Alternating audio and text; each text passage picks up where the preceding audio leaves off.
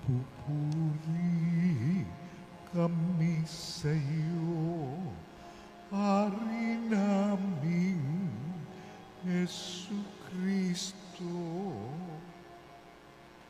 Ang pagdamay mo sa tao ay talagang patotoo na kami minamahal mo.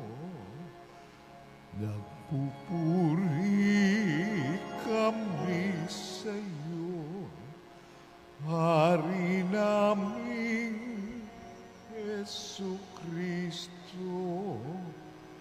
Ang pagdamay mo sa tao ay talagang patotoo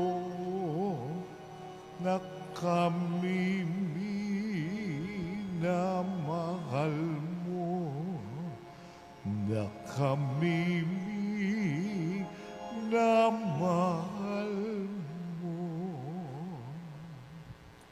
Sumainyo ang Panginoon, At sumaiyo rin. ang mabuting balita ng Panginoon ayon kay San Juan. Papuri sa iyo, Panginoon. 6 na araw bago magpaskwa, si Jesus ay dumating sa Betania, sa bayan ni Lazaro na kanyang muling binuhay. Ipinaghanda siya roon ng hapunan. Naglingkod si Marta at si Lazaro'y isa sa mga kasalo ni Jesus. Kumuha si Maria ng mamahaling pabango, 1 libra ng dalisay na nardo, at ibinuhos sa mga paa ni Jesus. Pagkatapos, pinunasan ng kanyang buhok at humalimuyak sa buong bahay ang pabango. Si Judas Iscariote, ang alagad na magkakanulo kay Jesus, ay nagsabi, "Bakit hindi ipinagbili ang pabango at ibinigay sa mga dukha ang pinagbilhan?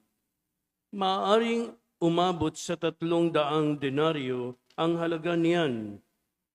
Hindi dahil sa siya'y may malasakit sa mga dukha, kaya niya sinabi iyon, kundi dahil sa siya'y magnanakaw. Siya ang nag-iingat ng kanilang salapi at kinukupit niya ito. Sumagot si Jesus, "Ano't siya'y ginugulo ninyo?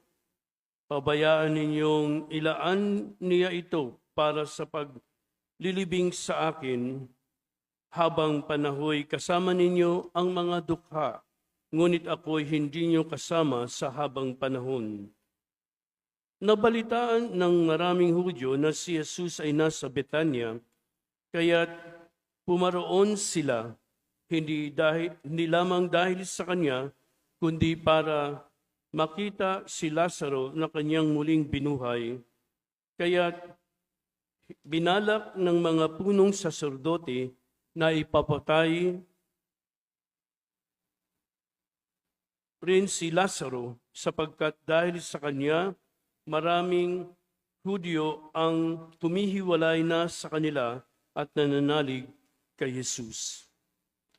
Ang mabuting balita ng Panginoon. Pinupuri ka namin, Panginoong Hesukristo. Maupo ang lahat at makinig sa homilya. Mga kapatid, noong unang panahon, mahalaga ang langis kasi ito yung ginagamit sa pagtatalaga ng hari, propeta at pari. So ito yung sumisimbolo sa kabanalan, kaya ipinapahid dito para parangal o bigyang dangal o papuri ang mga nabanggit kong tao, lalo na sa hari, bago sila italagang hari ay pinapahiran sa ulo o sa kamay, lalo na ang mga pari din. So ibig sabihin, pinapadabanal ng langis ang mga taong nilalagyan nito. Kahit na sa ating panahon, ang langis ay mahalaga at pinapahid dito sa binibinyagan, kinukumpilan, at sa mga nagpapari. No? So, ginawa ni Maria ang paglagay ng langis, no?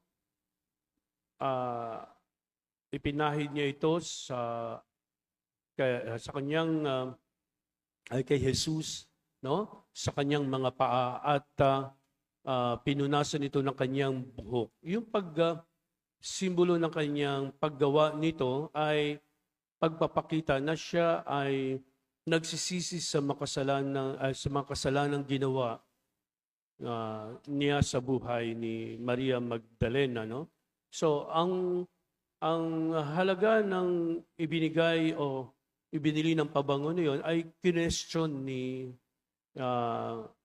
Judas Iscariote kasi nga mahal ang langis, no? So yung iba naman ay ginagamit yung langis sa pagpapagaling, no? Pero kay Maria Magdalena, ito yung paggalang at pagpupuri kay Jesus na nakasama niya ang Panginoon. Kaya naisip niyang ito'y gawin na bagay para ipakita yung kanyang pagsisisi at pagtanggap sa Panginoon. Tayo may ginagawa tayong mga paraan paano natin tanggapin ang Diyos. Hindi man langis ang ginagamit natin, kundi yung ating kalooban na nagsisisi tayo na buong puso nating tinatanggap si Jesus sa buhay natin, lalo na itong Lunes Santo. Simula iyan ng ating mga dapat gawin. Tayo'y nagninilay-nilay, yung iba ay nagpapabasa, o ang iba naman ay nagbibisita iglesia. So gawin natin kung ano yung dapat, kasi dapat tayong makiisa sa mga ginagawa ng isang Kristiyano o Katoliko, no, sa simbahan, to participate in the celebration, lalo na yung mga huling araw, yung Huwebes Santo, Biyernes Santo, at yung Sabado de Gloria. So ito'y mahalaga sa atin kasi dito natin nararamdaman nung si Jesus ay pinahirapan at namatay sa krus. Madadama natin yan sa mga pagbasa at nang sa gayon ay tulad natin yung ating sarili sa buhay ng Panginoon, o kung hindi man, ito yung sa pagiging matatag sa gitna ng ating mga pagsubok o problema. So, hinaharap natin yan ng may tapang, ng may pananampalataya sa Diyos, at umaasa tayo na sa bandang huli, tayo rin magkakamit ng kaligayahan at ng buhay na walang hanggan. Sa ngalan ng Ama, ng Anak at ng Espiritu Santo.